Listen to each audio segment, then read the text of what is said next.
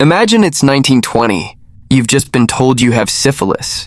Back then, that wasn't just an illness, it was a slow death sentence. It ate through your skin, then your heart, then your brain. People didn't just die, they lost their minds first. There was no cure, no penicillin, no hope. Then one day, a doctor walks into your room with a needle and says something insane. To save your life, he's going to infect you with malaria. This isn't a horror movie, this actually happened, and the man behind it didn't go to prison. He won a Nobel Prize. Today, we're looking through the dark lens at one of the strangest chapters in medical history: malaria therapy.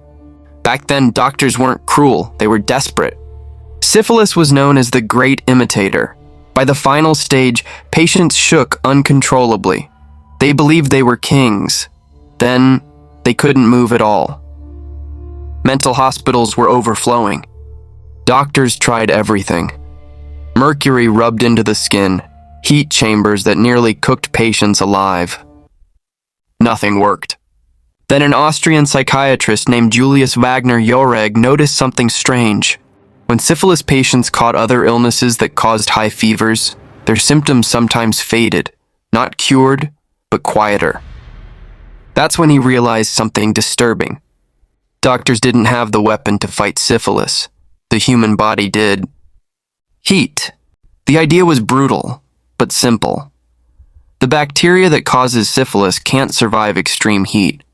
If you could push the human body to about 104 degrees Fahrenheit and keep it there, the bacteria would literally cook. The problem was obvious. How do you give someone a deadly fever without killing them? Wagner-Jauregg chose malaria, because malaria causes violent fever spikes, over and over and over again.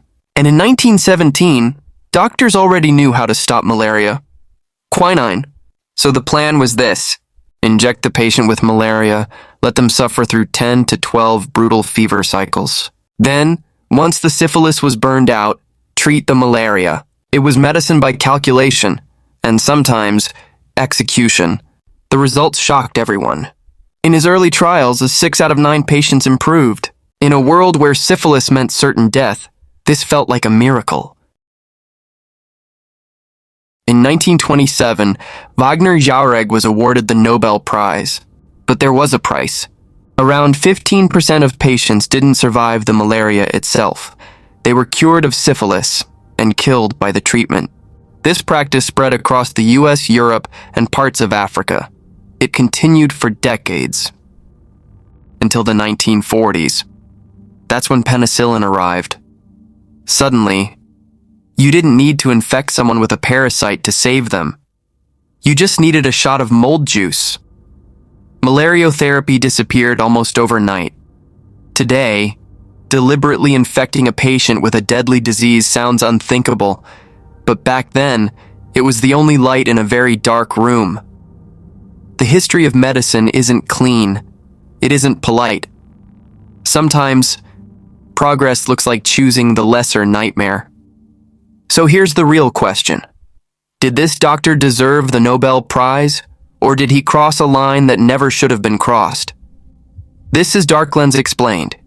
If you want more stories they don't like to talk about, subscribe.